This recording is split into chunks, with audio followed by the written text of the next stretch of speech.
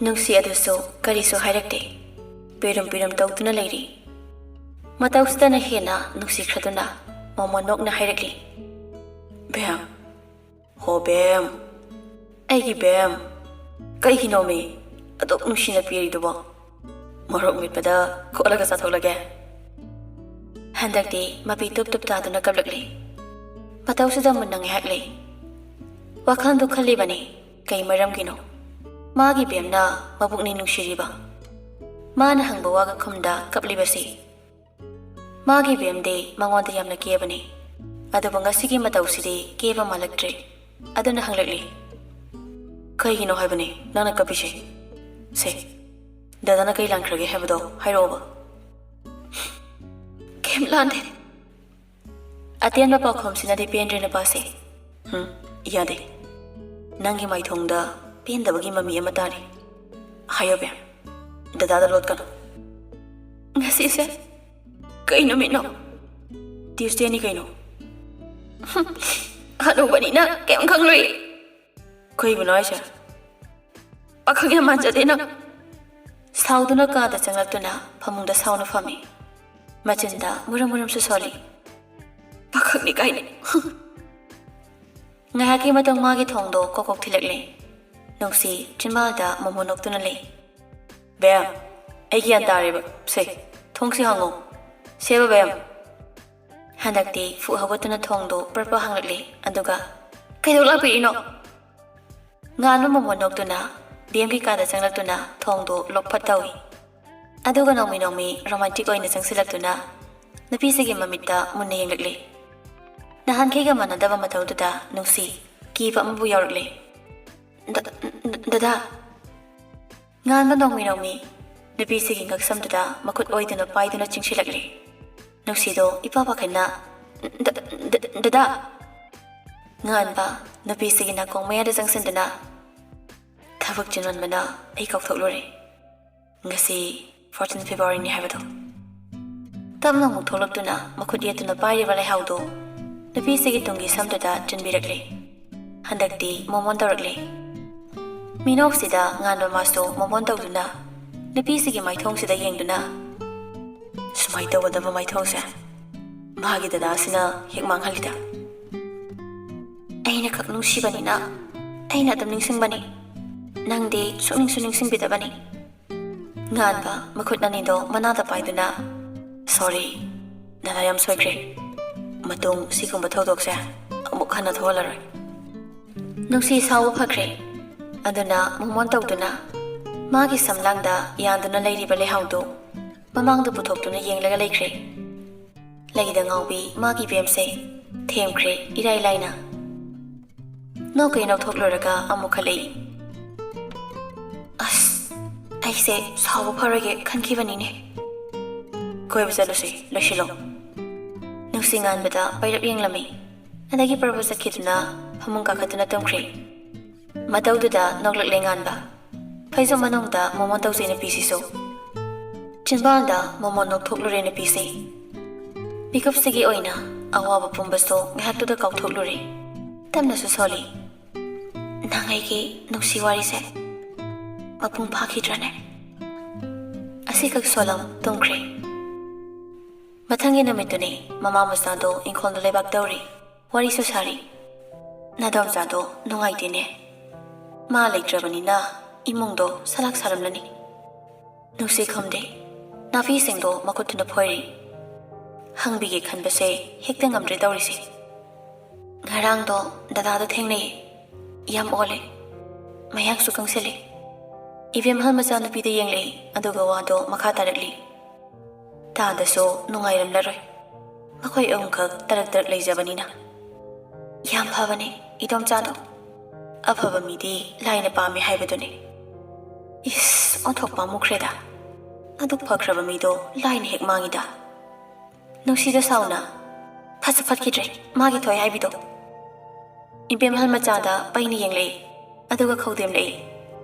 Nungshi gyan taraduna mamaidu amnon thakre. Ibem halso makha tajarudre. Adopa wari oina sarakle.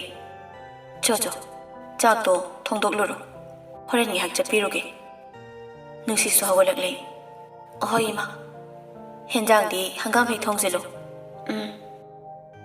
Changkhre machanupido. Machanupi hek changkhibaga ivem hal wakhal ama khalawi. Magi machanupi se nganbaga amuk pau phaunarabra haiba wakhal se khalakle. Magi mangkhiba nupi du thiduna leiminage haibagi wakhal khandaba zala haina su khalakle. Mapa macha su sofa da chak thakna fami.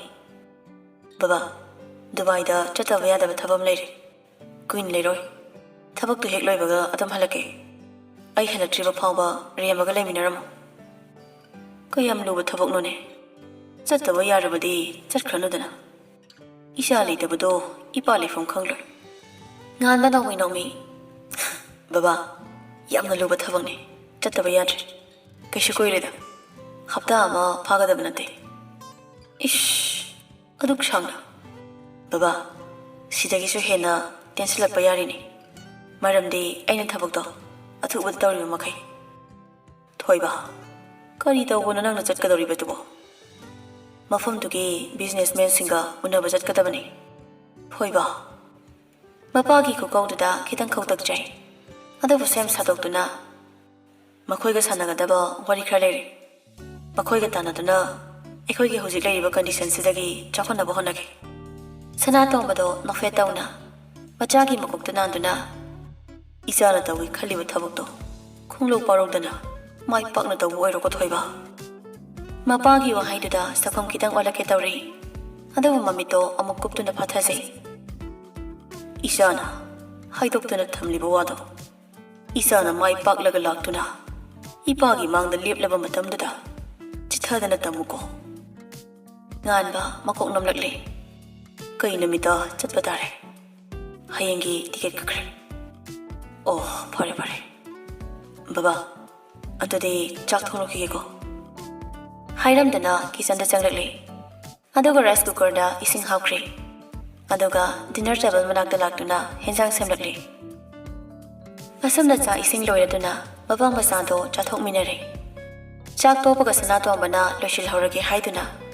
Made Nungshi hoida laktuna Mahausagum magi gari khamfamduda khamduna leiri.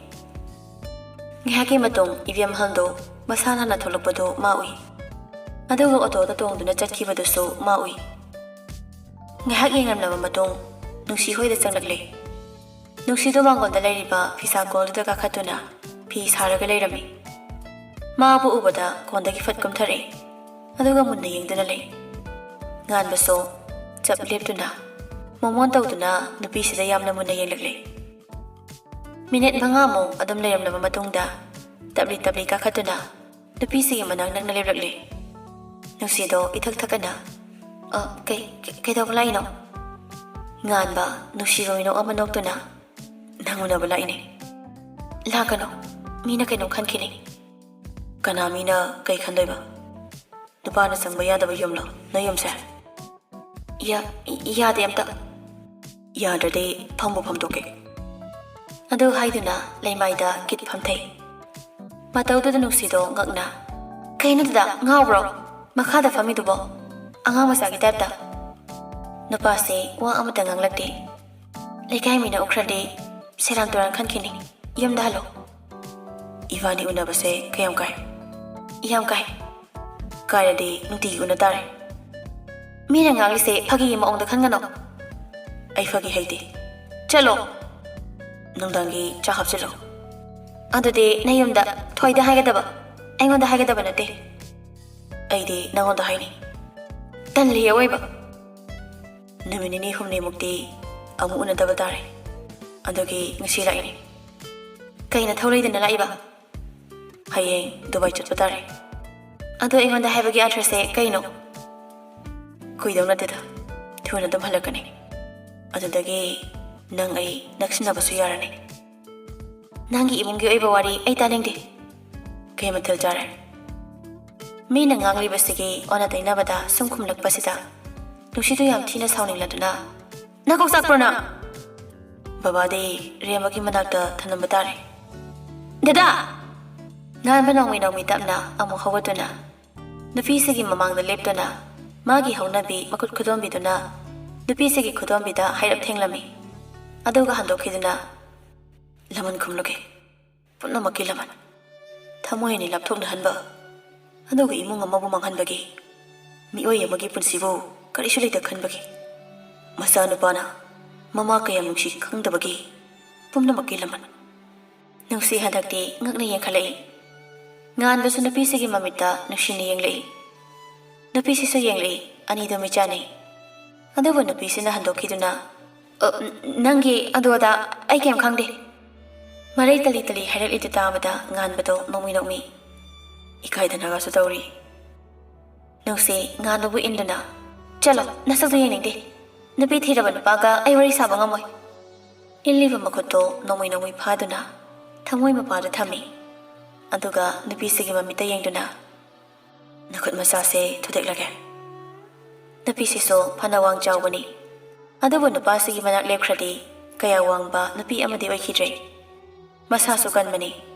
ꯑꯗꯨꯕꯨ ꯅꯨꯄꯥꯁꯤꯒꯤ ꯃꯐꯝꯗꯗꯤ ꯁꯣꯟꯈ꯭ꯔꯦ ꯉꯥꯟꯕ ꯃꯈꯥꯁꯨ ꯇꯥꯔꯛꯂꯤ ꯍꯥꯟꯅꯒꯨꯝ ꯅꯪ ꯑꯩ ꯑꯃꯨꯛ ꯍꯤꯡꯃꯤꯟꯅꯈꯤꯅꯤ ꯍꯟꯗꯛꯇꯤ ꯃꯔꯝ ꯑꯃꯠꯇꯗꯒꯤ ꯑꯩꯅ ꯅꯪꯕు ꯍꯨꯟꯗꯣꯛꯂꯔꯣꯏ ꯃꯔꯝ ꯑꯃ ꯂꯛꯂꯕꯁꯨ ꯅꯪꯕꯨ ꯊꯥꯗꯣꯛꯂꯔꯣꯏ ꯃꯔꯝꯗꯨꯕꯨ ꯅꯥꯊꯩꯗꯨꯅ ꯅꯪꯕꯨ ꯏꯅꯥꯛꯇ ꯊꯝꯒꯅꯤ ꯍꯥꯟꯅꯒꯨꯝ ꯑꯩ ꯃꯤꯀꯤꯊꯤ ꯑꯃ ꯑꯣꯏꯗꯨꯅ ꯅꯨꯡꯁꯤꯕꯕꯨ ꯃꯥꯡꯍꯟꯗꯨꯅ ꯏꯁꯥꯅ ꯏꯁꯥ ꯋꯥꯍꯟꯅꯕ ꯁꯤꯜꯂꯔꯣꯏ ꯋꯥꯍꯩꯁꯤꯗꯒꯤ ꯅꯨꯡꯁꯤꯗꯨ ꯁꯥꯎꯅ ꯅꯨꯄꯤꯁꯤꯡꯕꯨ ꯀꯔꯤꯁꯨ ꯂꯩꯇꯅ ꯈꯟꯕꯒꯤ ꯋꯥꯍꯅꯤꯅꯦ ꯅꯪꯒꯤꯁꯦ ꯅꯪꯅ ꯂꯨꯍꯣꯡꯗꯨꯅ ꯂꯧꯔꯕ ꯅꯨꯄꯤ ꯑꯃꯕꯨ ꯀꯔꯝꯅ ꯀꯥꯏꯅꯒꯗꯧꯔꯤ ꯑꯩꯅ ꯐꯅ ꯅꯪꯕꯨ ꯅꯨꯡꯁꯤꯔꯕꯁꯨ ꯅꯪꯒ ꯀꯥꯏꯅꯕꯗ ꯑꯩꯅ ꯋꯥꯒꯅꯤ ꯍꯥꯏꯔꯕꯁꯨ ꯃꯤꯒꯤ ꯃꯀꯥꯗ ꯄꯨꯟꯁꯤꯒꯤ ꯑꯣꯏꯅ ꯌꯦꯠꯂꯣꯏ ꯃꯤꯒꯤ ꯃꯀꯥꯗ ꯌꯦꯠꯀꯗꯕꯒꯤ ꯁꯔꯨꯛꯄꯨꯗꯤ ꯏꯇꯣꯝꯇ ꯋꯥꯖꯒꯦ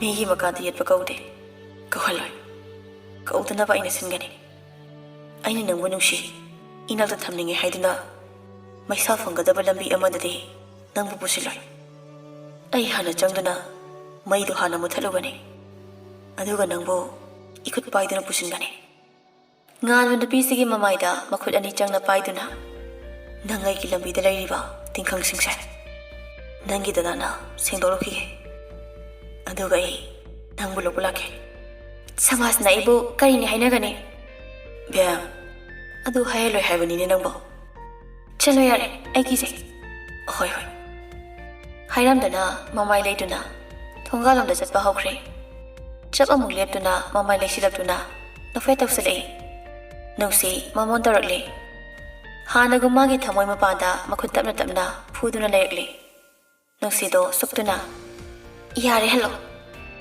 chak toklabani na magi nupi do amu uning lekle nupa se nupi sidi hana gum hamu hamuni ka da changlakte purel ka da hangal handa chatuna sum leiram laba matungda ka gi thongdu hangduna chepthaduna makha da yengthare magi nupi ga mama ga Sofa da famduna wari tori badu bada suktuna Gyan ta jingidana dayay na sor honde aduga gyan tar lakan sidana inak to changla kani khangde gyan ta dana leibaduna fawani made yeng basalepte anobo no wini kain bit kalite fata mu changla tuna phamung maji da fami aduga fi kamduna karam makhangi nupi no habani dasibo aduga phone do mahaduna lawi aduga call tawsili Adabo Daudi Akidraba Tauriba Kondo Paibirakte As Haiduna Makok Paiduna Pamung the long Haitakre Adoga Matakta Yang the Soli Koni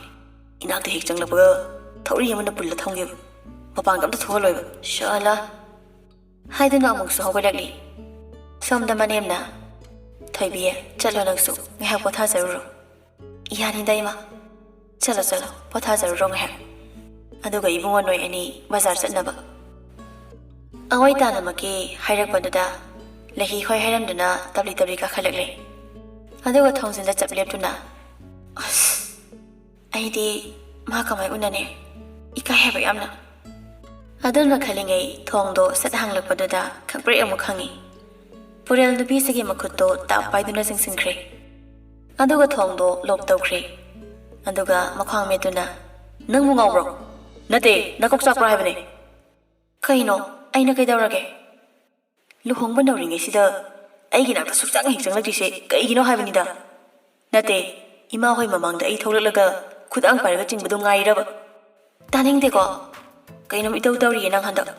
ꯑꯩ ꯎꯕ ꯌꯥꯗꯦ ꯁꯥꯎꯗꯧꯒꯤ ꯀꯔꯤ ꯅꯪꯉꯕ ꯁꯣꯏꯕꯅꯦ ꯗꯥꯏꯌꯥꯏ ꯍꯥꯏꯕꯅꯦ ꯍꯥꯟꯅꯒ ꯌꯥꯝ ꯃꯥꯟꯅꯗ꯭ꯔꯦ ꯅꯪꯁꯨ ꯃꯥꯟꯅꯗ꯭ꯔꯦ ꯑꯃꯨꯛꯁꯨ ꯁꯣꯏꯕꯅꯦ ꯉꯁꯤꯅꯦ ꯏ ꯀꯥꯔꯛꯇꯅ ꯑꯉꯥꯡ ꯑꯃꯨꯛ ꯐꯨꯅꯤꯀꯣ ꯑꯩꯔꯣ ꯍꯥꯏꯁꯦ ꯅꯪ ꯅꯠꯇ꯭ꯔꯗꯤ ꯀꯅꯥ ꯑꯣꯏꯅꯤ ꯑꯩꯕꯨ ꯐꯨꯔꯣꯏ ꯀꯥꯏꯅ ꯍꯥꯏꯈꯤꯗꯥꯏꯅꯦ ꯅꯍꯥꯟꯋꯥꯏꯗꯤ ꯑꯗꯣ ꯅꯍꯥꯟꯋꯥꯏꯗꯤ ꯐꯨꯅꯤꯡꯗꯦ ꯍꯧꯖꯤꯛꯇꯤ ꯌꯥꯝ ꯐꯨꯅꯤꯡꯉꯖꯥꯠꯅꯤ ꯂꯩꯍꯤ ꯃꯆꯤꯟ ꯄꯩꯗꯨꯅ ꯐꯃꯨꯡꯗ ꯆꯪꯈꯤꯗꯨꯅ ꯍꯤꯞꯈ꯭ꯔꯦ ꯄꯨꯔꯦꯜꯗꯣ ꯇꯞꯊꯅ ꯋꯥꯕ꯭ꯔꯣ ꯋꯥꯗꯦ ꯄꯨꯔꯦꯜ ꯇꯞꯂꯤ ꯇꯞꯂꯤ ꯆꯪꯁꯤꯟꯗꯨꯅ ꯐꯃꯨꯡ ꯃꯆꯤꯗꯨꯗ ꯐꯝꯃꯤ ꯑꯗꯨꯒ ꯅꯨꯄꯤꯁꯤꯒꯤ ꯃꯀꯣꯛꯇꯣ ꯇꯞꯂꯤ ꯇꯞꯂꯤ ꯄꯥꯏꯕꯤꯗꯨꯅ ꯋꯥꯔꯗꯤ ꯄꯣꯊꯥꯕ ꯀꯥꯔꯛꯄ ꯌꯥꯗꯕ꯭ꯔꯕ ꯅꯪ ꯗꯥꯏꯌꯥꯏ ꯃꯥꯡꯗ ꯏꯀꯥꯏꯕꯒꯤꯅꯤ ꯁꯦꯕꯥ ꯇꯧꯕꯒꯤ ꯈꯟꯕꯁꯦ ꯅꯪꯅ ꯅꯝꯗꯅ ꯇꯧꯍꯜꯂꯣꯏꯗꯧꯔꯦꯕ ꯗꯥꯏꯌꯥꯏ ꯀꯩꯅꯣ ꯑꯃꯨꯛꯇ ꯁꯨꯃꯥꯏꯅ ꯊꯕꯛ ꯇꯧꯗ꯭ꯔꯤꯕꯒꯤ ꯈꯔ ꯋꯥꯏꯌꯦ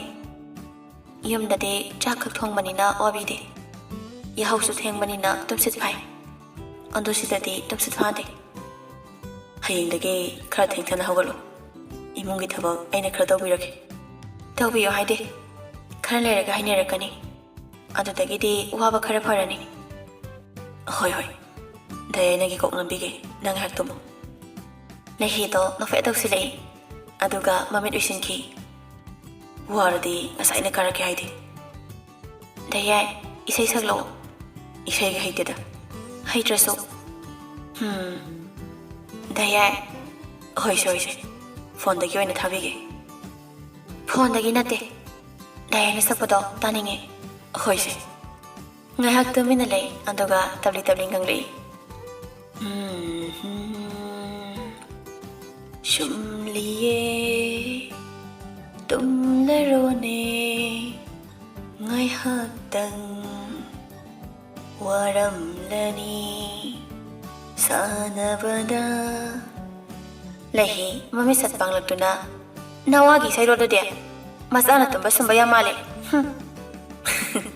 ꯍꯣꯏ ꯑꯇꯣꯞꯄ ꯑꯃꯨꯛ ꯁꯛꯂꯒꯦ ꯁꯛꯄꯤꯔꯅꯨ ꯌꯥꯔꯦ ꯍꯥꯏꯗꯨꯅ ꯃꯃꯥꯏꯗꯣ ꯐꯛꯂꯥꯡꯂꯣꯝꯗ ꯂꯩꯁꯤꯟꯗꯨꯅ ꯇꯨꯝꯈꯤ ꯊꯣꯏꯕꯤ ꯁꯦꯕ ꯗꯥꯏꯌꯥꯏ ꯀꯔꯟ ꯇꯧꯗꯕꯤꯗ ꯁꯛꯂꯒꯦꯕ ꯇꯨꯝꯃꯒꯦ ꯑꯩ ꯑꯗꯣ ꯑꯩꯅ ꯇꯨꯝꯂꯤꯀꯥꯟꯗ ꯀꯣꯏꯆꯠ ꯆꯠꯂꯝꯕ ꯌꯥꯔꯣꯏꯀꯣ ꯍꯣꯏ ꯑꯩ ꯃꯆꯤ ꯂꯦꯡꯗꯅꯅꯦ ꯂꯩꯔꯝꯒꯦꯕ ꯇꯨꯝꯈ꯭ꯔꯦ ꯅꯨꯄꯤꯁꯦ ꯄꯨꯔꯦꯜ ꯅꯨꯄꯤꯁꯤꯒꯤ ꯃꯀꯣꯛꯇꯣ ꯇꯞꯅ ꯄꯥꯏꯗꯨꯅ ꯃꯃꯥꯏꯗꯣ ꯂꯩꯊꯣꯛꯍꯜꯂꯛꯏ ꯑꯗꯨꯒ ꯇꯞꯂꯤ ꯇꯞꯂꯤ ꯃꯀꯣꯛꯇ ꯅꯥꯟꯗꯨꯅ ꯅꯨꯡꯁꯤꯕꯤ ꯁꯛꯇꯝꯗꯣ ꯃꯃꯤꯠ ꯄꯦꯟꯅ ꯌꯦꯡꯂꯛꯏ ꯅꯨꯡꯊꯤꯜꯗꯣ ꯏꯕꯦꯝꯍꯜ ꯁꯅꯥꯇꯣꯝꯕꯒꯤ ꯃꯅꯥꯛꯇ ꯌꯧꯁꯤꯜꯂꯛꯂꯤ ꯁꯨꯃꯥꯡꯗ ꯂꯦꯞꯇꯨꯅ ꯀꯧꯖꯩ ꯇꯥꯗꯥ ꯇꯥꯗꯥ ꯁꯅꯥꯇꯣꯝꯕꯗꯣ ꯇꯞꯂꯤ ꯇꯞꯂꯤ ꯊꯣꯛꯂꯛꯏ 이뱀ꯍꯜ 우보다 이뱀ꯍꯜ ꯅꯪ ꯂꯥꯛꯂꯤꯕ꯭ꯔꯥ ꯆꯪꯉꯣ ꯑꯅꯤꯗꯨ ꯃꯅꯨꯡꯗ ꯆꯪꯂꯛꯇꯨꯅ ꯀꯃꯟ ꯔꯨꯝꯒꯤ ꯁꯣꯐꯥꯗꯨꯗ ꯐꯝꯗꯨꯅ ꯋꯥꯔꯤ ꯇꯧꯖꯩ ꯑꯩꯁꯨ ꯃꯇꯝ ꯆꯥꯅ ꯂꯥꯛꯄ ꯉꯝꯍꯧꯗ꯭ꯔꯦ ꯀꯩꯁꯨ ꯀꯥꯏꯗꯦꯗ ꯍꯧꯖꯤꯛ ꯂꯥꯛꯂꯤꯕꯁꯤꯗꯒꯤ ꯍꯦꯟꯅ ꯅꯨꯡꯉꯥꯏꯕ ꯂꯩꯇ꯭ꯔꯦ 이뱀ꯍꯜ ꯅꯨꯡꯉꯥꯏꯗ ꯀꯃꯥꯏ ꯇꯧꯔꯤꯅꯣ ꯇꯥꯗ ꯈꯪꯗ꯭ꯔꯦꯗ 이뱀ꯍꯜ ꯑꯩꯁꯨ ꯅꯨꯃꯤꯠꯇꯣ ꯑꯩꯗꯤ ꯃꯤꯇꯤꯡ ꯑꯔꯨꯕ ꯑꯃꯒꯤ ꯆꯠꯂꯦ ꯃꯥꯁꯨ ꯆꯥꯛ ꯄꯤꯖꯅꯕ ꯃꯧꯅ ꯄꯨꯈꯠꯈꯤꯕꯅꯦ ꯊꯣꯏꯕꯗꯤ ꯔꯦꯝꯕꯒꯤꯗ ꯂꯩꯈꯤꯕꯅꯦ ꯁꯥꯎꯗꯨꯅ ꯍꯟꯖꯤꯜꯂꯛꯂꯣꯏ ꯍꯥꯏꯅꯁꯨ ꯍꯥꯏꯔꯝꯕꯅꯦ ꯁꯅꯥꯇꯣꯝꯕ ꯁꯛꯐꯝꯗꯣ ꯈꯪꯋꯣꯟ ꯑꯣꯟꯈꯤ ꯃꯇꯧꯗꯣ ꯅꯨꯡꯉꯥꯏꯇ꯭ꯔꯗꯨꯅ ꯇꯥꯗ ꯊꯣꯏꯕꯗꯤ ꯀꯗꯥꯏ ꯆꯠꯈꯤꯕ ꯈꯪꯗꯦ ꯃꯃꯥꯟꯅꯕ ꯎꯅꯔꯨꯅꯤ ꯆꯠꯈꯤꯕꯅꯦ 이해 ꯑꯩꯗꯤ ꯀꯥꯎꯊꯣꯛꯂꯨꯔꯦꯗꯅ ꯆꯥ ꯁꯦꯝꯂꯨꯒꯦ ꯂꯩꯔꯝꯃꯨꯀꯣ ꯌꯥꯔꯅꯤꯌꯦ ꯇꯥꯗ ꯆꯥꯛ ꯆꯥꯔꯛꯄ ꯀꯨꯏꯗ꯭ꯔꯤ ꯍꯧꯒꯠꯀꯦ ꯇꯧꯔꯝꯕ ꯁꯅꯥꯇꯣꯝꯕ ꯇꯞꯅ ꯑꯃꯨꯛ ꯐꯝꯊꯔꯛꯏ ꯕꯦꯝꯗꯤ ꯀꯔꯝ ꯇꯧꯔꯤ ꯑꯗꯨꯝ ꯍꯥꯃꯨꯅꯤꯗ ꯀꯣꯂꯦꯖꯀꯗꯤ ꯆꯠꯂꯤꯕ꯭ꯔꯥ ꯆꯠꯂꯤ ꯉꯁꯤꯗꯤ ꯆꯠꯍꯧꯗ꯭ꯔꯦ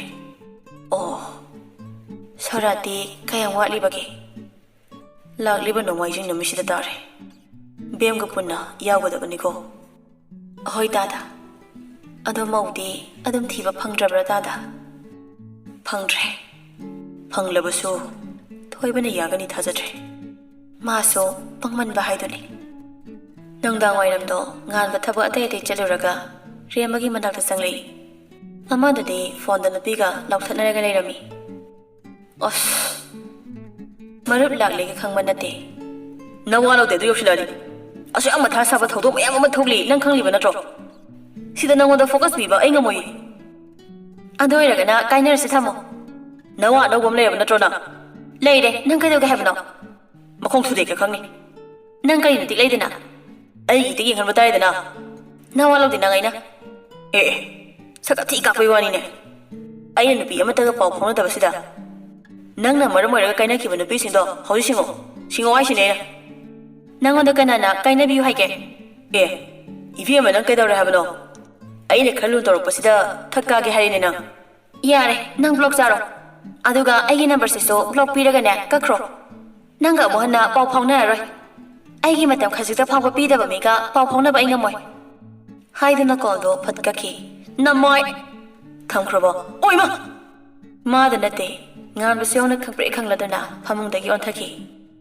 ꯊꯣꯏꯔꯦꯝꯕ ꯐꯤꯡꯅ ꯆꯪꯁꯤꯜꯂꯛꯇꯨꯅ ꯆꯤꯡꯈꯠꯄꯤ ꯉꯥꯟꯕ ꯁꯣꯛꯇꯨꯅ ꯃꯈ꯭ꯋꯥꯡ ꯄꯥꯏꯗꯨꯅ ꯄꯦꯜꯂꯕꯅꯤ